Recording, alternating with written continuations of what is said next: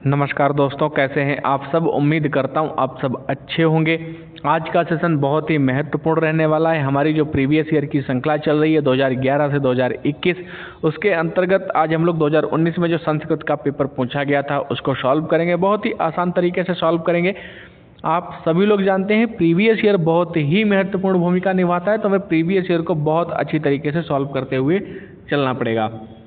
संस्कृत के एकोन चत्वारिंशत् को क्या कहते हैं? तो इसको 39 कहते हैं। एकोन चत्वारिंशत् 40 में से एक नहीं, अर्थात 39। 29 को क्या कहते हैं? तो इसको एकोन त्रिंशत् या नवविंशति। एकोन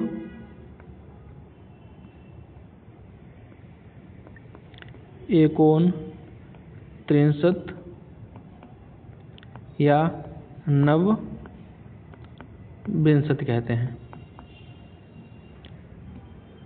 संस्कृत की सारी संख्याएं 1 से लेकर 100 तक मैंने आप लोगों को प्रीवियस संस्कृत के वीडियोज में नोट करवा रखी हैं, तो आप लोग उनको याद करके रखिए, उनको 2 से 3 बार लिखिए। 59 को क्या कहते हैं? तो इसको नवपंचाशत या एकोनषष्टि।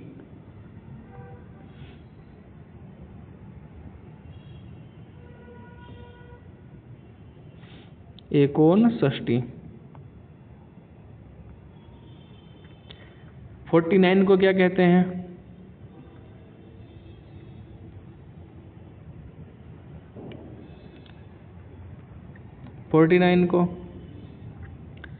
तो इसको नवचत्वारिंशत्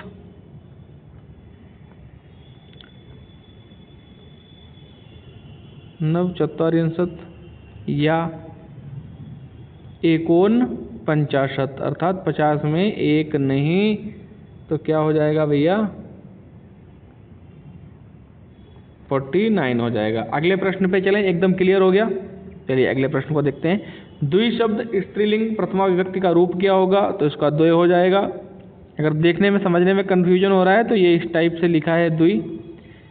शब्द स्त्रीलिंग प्रथमा विभक्ति का रूप क्या होगा? तो इसका सही आंसर ये हो जाएगा। अगले प्रश्न पे चलते हैं। ददाति रूप क्या है? तो ये लट लकार प्रथम पुरुष बहुवचन का है। ए आंसर हमारा सही हो जाएगा। अगले प्रश्न पे चलते हैं। गुरु उपदेशः शब्द में प्रयुक्त संधि कौन सी है? तो इसमें अकाः सवर्णे दीर्घः सूत्र के अनुसार जब हम इसका संधि विच्छेद करेंगे तो दीर्घ संधि आएगी। अकाः सवर्णे दीर्घः, आप सभी लोगों ने सूत्र सुन रखा होगा, समझ रखा होगा, पढ़ रखा होगा। अकाः सवर्णे दीर्घः, इसके अनुसार क्या होता है?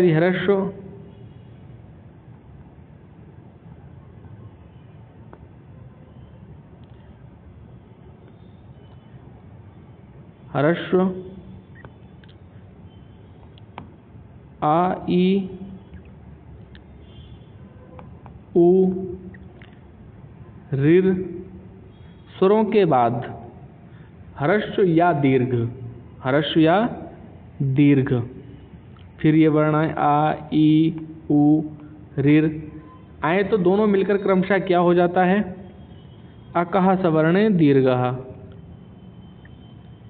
दीर्घ आ, दीर्घ ई, दीर्घ उ तथा और क्या हो जाएगा? ऋ। आप लोग समझ गए होंगे। ऐसे बहुत से शब्द हैं, जैसे विद्यालय है, शिक्षालय है, तो शिक्षा धन आले, तो सब संधि विच्छेद करेंगे तो अकाः सवर्णे दीर्घ सूत्र के अनुसार क्या हो जाएगा? सब में दीर्घ संधि हो जाएगी। ए आंसर हमारा सही हो जाएगा। अगले प्रश्न पे चलते हैं। उपसर्ग है तो इसमें डी आंसर सही है। परा उपसर्ग हो जाएगा। संस्कृत में उपसर्ग है कितने? तो संस्कृत में 22 उपसर्ग हैं। संस्कृत में कितने उपसर्ग हैं? 22 उपसर्ग हैं। आप सभी लोग इसको याद करके रखिए। अगले प्रश्न पे चलें। मनोरथा में संधि कौन सी होगी? ये प्रीवियस ईयर में हम लोग कर चुके हैं। तो इसका जब हम संधि विच्छेद करेंगे तो मनः धन रथ होगा। क्या होगा? मनः धन रथ। विसर्ग संधि हो जाएगी। सी आंसर हमारा सही हो जाएगा। आप सभी लोगों को अगर प्रश्नों की श्रृंखला अच्छी लग रही है तो चैनल को सब्सक्राइब कर लें और कमेंट करके अवश्य बताएं कैसी लग रही है प्रश्नों की श्रृंखला। नेत्राभ्याम अश्रूणि पतंती में नेत्राभ्याम पद में विभक्ति कौन सी है? आंखों से आंसू गिर रहे हैं। नेत्राभ्याम में अपादान पंचमी हो जाएगा कौन सा भैया? बी आंसर सही हो जाएगा, पंचमी विभक्ति। अगले प्रश्न पे चलें। अशानी शब्द है, तो अशानी शब्द जो है वो पुल्लिंग और स्त्रीलिंग दोनों में प्रयुक्त होता है, इसलिए परीक्षा नियामक प्राधिकारी ने इसमें क्या किया है? परीक्षा नियामक प्राधिकारी ने इसमें सभी को एक नंबर कॉमन दिया था, क्योंकि एक बहुत ही प्रसिद्ध व्याकरणाचार्य हैं बाबूराम सक्सेना की पुस्तक थी संस्कृत व्याकरण प्रवेशिका। मैं नाम लिख देता हूँ, बाबूराम सक्सेना। इनकी पुस्तक का नाम था संस्कृत व्याकरण प्रवेशिका। उसमें इन्होंने बहुत विस्तृत तरीके से बता रखा है, और भी कुछ शब्द ऐसे बताए थे जो दोनों में प्रयोग होते हैं, तो इसलिए अशानी शब्द जो है ये दोनों में ही प्रयुक्त होता है, तो इसको सभी को एक नंबर कॉमन मिला हुआ था।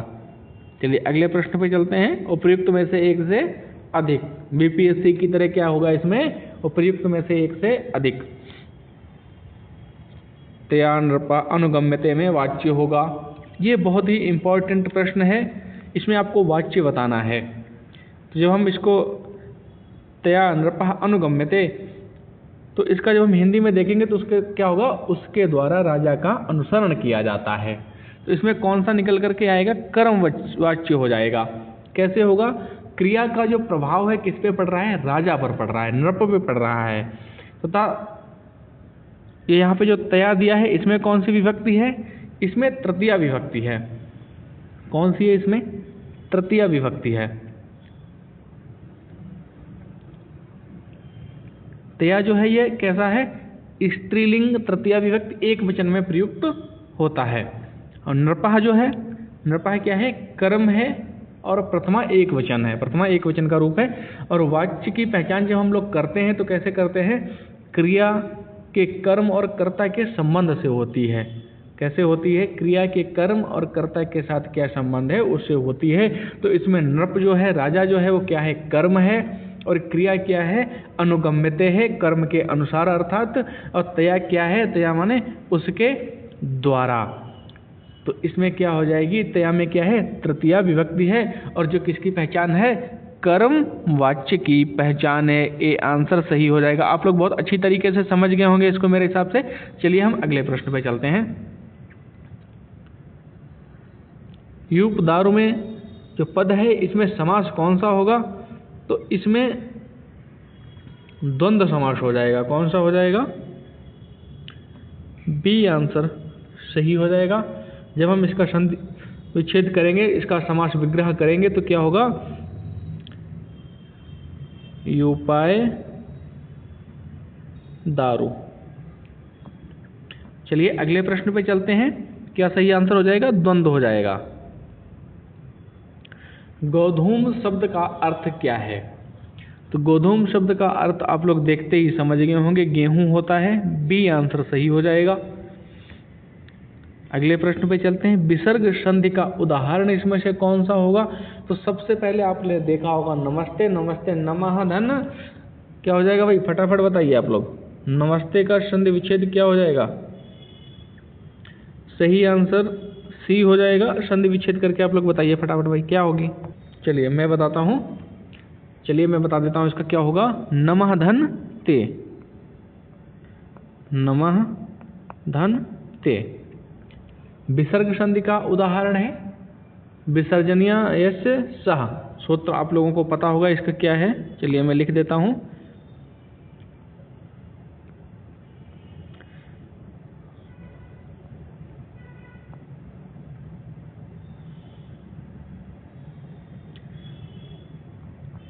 विसर्जनीय से सह सूत्र के अनुसार क्या हो जाएगा भैया?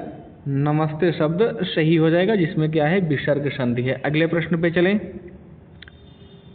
स्पर्श संज्ञक वर्णों की संख्या कितनी है? अब आप लोग कंफ्यूज हो गए, ये स्पर्श संज्ञक वर्ण कौन से होते हैं? सीधी सी बात है, जो स्पर्श वर्ण होते हैं, स्पर्श वर्णों की संख्या कितनी है? तो आप लोगों ने सूत्र भी मैंने पढ़ा रखा है, कुचु टू तू पू। इसके अनुसार प्रत्येक वर्ण में कितने हैं, 5 हैं, तो आप मल्टीप्लाई करके देखेंगे 25 वर्ण हो जाएंगे। ए आंसर सही हो जाएगा। इसके लिए सूत्र भी है। सूत्र कौन सा है, काद्योमावसानः। कौन सा सूत्र है, काद्योमावसानः स्पर्शः, काद्योमावसानः स्पर्शः। तो सब स्पर्श संज्ञक वर्णों की संख्या कितनी निकल करके आई, 25 निकल करके आई। मैंने बहुत अच्छी तरीके से आप लोगों को समझा रखा है। उच्चारण स्थानों के लिए आपको क्या करने हैं, सूत्र याद रखने हैं। जैसे अकुह विसर्जनीयानाम कंठः, तो सूत्र जब आप लिखेंगे, सूत्र लिख करके आप देखेंगे 1 से 2 बार, आपको अपने आप ही याद हो जाएगा कौन सा वर्ण कहाँ से बोला जाएगा, जीव तालु मुर्दा कहाँ से कौन सा टच हो रहा है। बालिका इस पद में प्रत्यय कौन सा है, तो बालिका पद में कौन सा प्रत्यय हो जाएगा, टाप हो जाएगा। सी आंसर हमारा सही हो जाएगा। चलिए अगले प्रश्न पे चलें। अगले प्रश्न पे चलते हैं। पर्यंत में उपसर्ग क्या है, तो जब हम इसको अलग अलग करेंगे तब हमें पता चलेगा इसमें उपसर्ग क्या हो जाएगा भैया, परि हो जाएगा। ए आंसर हमारा सही हो जाएगा। और कौन से परि उपसर्ग में आएंगे, वर्ण बनेंगे, तो परिकल्पना में हो जाएगा, परिधन कल्पना, परिकल्पित, परिधन कल्पित, परिजनः, परिधनजन। तो ये ऐसे हिसाब से बहुत सारे वर्ण हैं जो क्या हो गए, परि उपसर्ग के अंतर्गत आएंगे।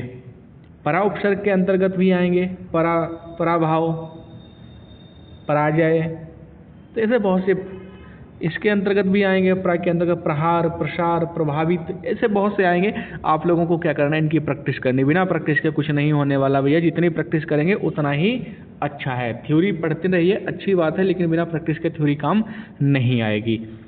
नदी शब्द रूप में प्रयुक्त वचन है, तो आप लोगों को नदी, पिता, राजा, ऐसे 4 से 5 आप लोगों को क्या है, शब्द रूप याद करके रखने पड़ेंगे। राजा के आप लोगों ने बचपन से याद कर रखे होंगे, राम के बचपन से याद कर रखे हैं, नदी के भी, भानु के, ऐसे आप सभी लोग जानते हैं, ये पूछे ही जाते हैं। और 1 से 2 नंबर जब आपको पता है तो आप उसको क्यों मिस करेंगे।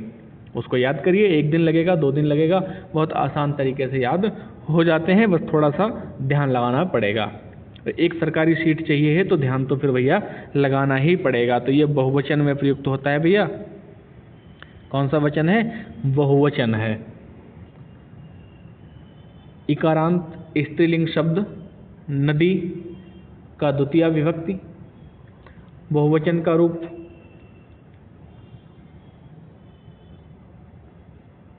नदी ही हो जाएगा। जबकि एक वचन में क्या होता है, नदीम। क्या होता है एक वचन में, नदीम। द्विवचन में क्या होता है, नद्यो। द्विवचन में क्या होता है, नद्यो रूप होता है। चलिए अगले प्रश्न पे चलें। अगले पे चलिए चलते हैं।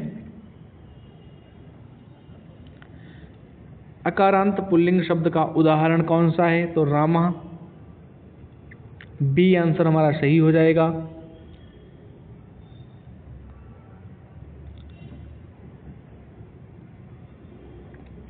प्रेजिते में संधि कौन सी हो जाएगी, तो इसमें पररूप संधि हो जाएगी। बी आंसर हमारा सही हो जाएगा। अगले प्रश्न पे चले। संधियां में हिंदी में एकदम बेसिक से पढ़ा रहा हूँ। आप लोग हिंदी की मेरी क्लासेस ज्वाइन करिए, उसमें देखिए मैं हिंदी एकदम, संस्कृत जो संधियां हैं हमारी बेसिक से पढ़ा रहा हूँ। उसके बाद संस्कृत की भी सारी संधियां हम लोग बेसिक से पढ़ेंगे। वा वर्ण का उच्चारण स्थान क्या है, वा वकारस्य दंतोष्ठो। सूत्र आप लोगों ने पढ़ रखा होगा, मैंने प्रीवियस वीडियो में पढ़ा रखा है। क्या हो जाएगा भैया, दांत और ओठ दंतोष्ठ। डी आंसर सही हो जाएगा। बी वकारस्य वा वकारस्य दंत ओष्ठो। चलिए अगले प्रश्न पे चलते हैं। घुटने के लिए प्रयुक्त संस्कृत शब्द कौन सा है। अब आप लोग ये बताइए भाई, अगर नहीं पढ़ा है तो कैसे पता चलेगा। ए आंसर सही हो जाएगा, जान। अगले प्रश्न पे चलें। एक गद्यांश दिया गया है, इसको पढ़ करके 21 और 22 नंबर के प्रश्नों को हमें क्या करना है, सॉल्व करना है भाई। बहुत ही अच्छा गद्यांश है। समाजे सर्वत्र दुर्जना पीड़यन्ति जनान। समाज में क्या है, सभी जगह जो दुष्ट लोग हैं क्या करते हैं, लोगों को पीड़ित करते हैं, परेशान करते हैं। यद्यपि सज्जनानां संख्या अधिका अस्ति, जबकि है क्या, सज्जनों की संख्या कैसी है भैया, अधिक है, सज्जनों की संख्या ज़्यादा है। तदापि फिर भी दुर्जना इति प्रबला इति महा आश्चर्यम, ये बहुत ही आश्चर्य की बात है, फिर भी क्या है, दुष्ट लोग बहुत ही प्रबल हैं। यतो ही सज्जनां प्रायः तटस्था भवन्ति, सज्जन लोग क्या हैं, प्रायः तटस्थ रहते हैं, मतलब पड़ोसी की मार हो रही है, एक पीट रहा है तो कोई बात नहीं, हमें मतलब नहीं भैया, इसको आप पीटो।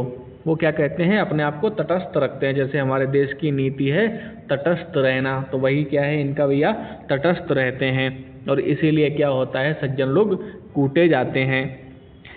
यदि दुर्जनानां प्रतिपदम विरोधम सज्जनः, यदि सज्जन लोग दुष्टों का क्या करें, विरोध करें, करिष्यत्यं त्रय निश्चयेन समाजा निर्भयो भविष्यति, यदि सज्जन लोग दुष्टों का विरोध करेंगे तो स्वाभाविक है समाज कैसा हो जाएगा, निर्भय हो जाएगा, अच्छा हो जाएगा, समाज में किसी तरीके की कोई दिक्कत नहीं आएगी। लेकिन होता क्या है, जो सीधे लोग होते हैं कहते हैं कोई बात नहीं, जाने दो, हर चीज़ को क्या करते हैं, टाल देते हैं, तटस्थ रहते हैं, रिस्पॉन्स नहीं देते हैं। जब रिस्पॉन्स नहीं देते तो उसकी जो एक से दूसरे को, दूसरे से तीसरे को, लगभग सभी को वो परेशानियां झेलनी पड़ती हैं और सभी अकेले अकेले झेलेंगे, वो एकत्र नहीं होते हैं, एकजुट नहीं हो पाते हैं। इसकी वजह सबसे बड़ी ये है। चलिए अब हम प्रश्नों को देखते हैं।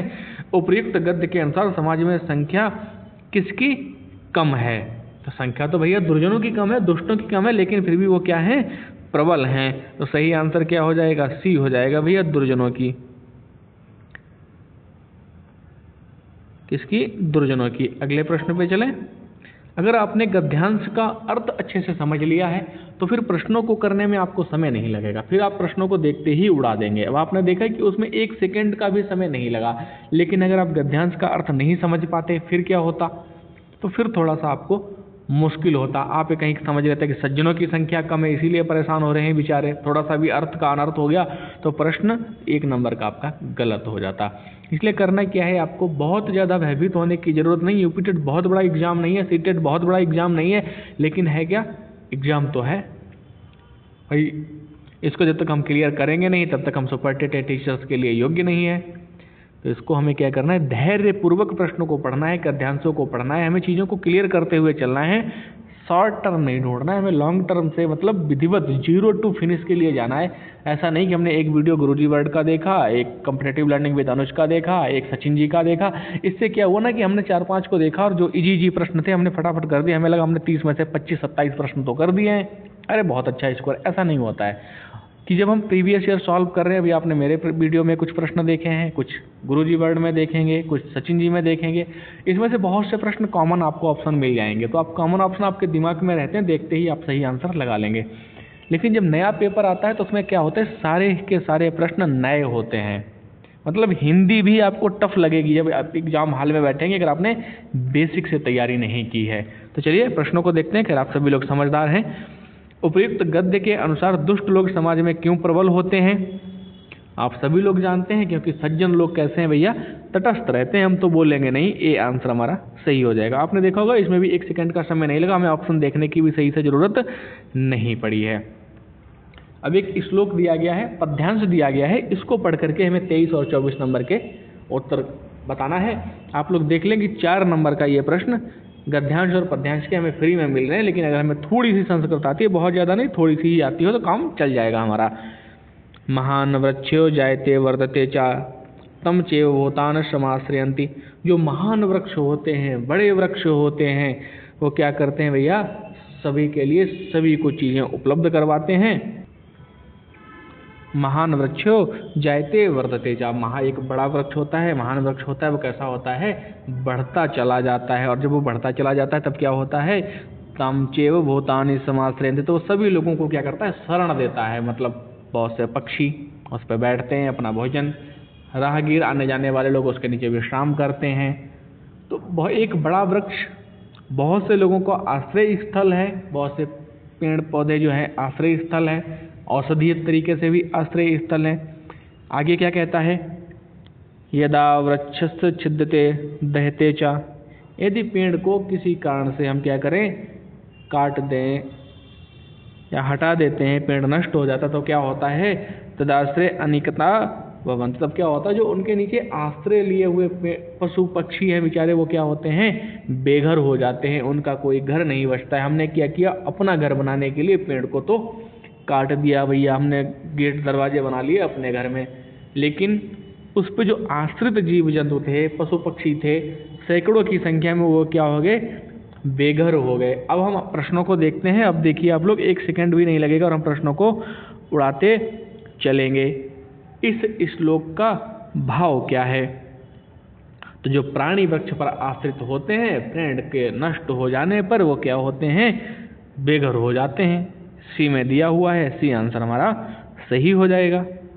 अगले प्रश्न पे चलें, एकदम आप लोग समझ गए होंगे। उपयुक्त श्लोक में भूतानि का तात्पर्य क्या है, अब आप लोग बता दीजिए फटाफट। भूतानि का क्या है, आश्रय से लिया गया है भैया। भूतानि शब्द किसके लिए प्रयोग किया गया है, आश्रय के लिए प्रयोग किया गया है। बी आंसर हमारा सही हो जाएगा।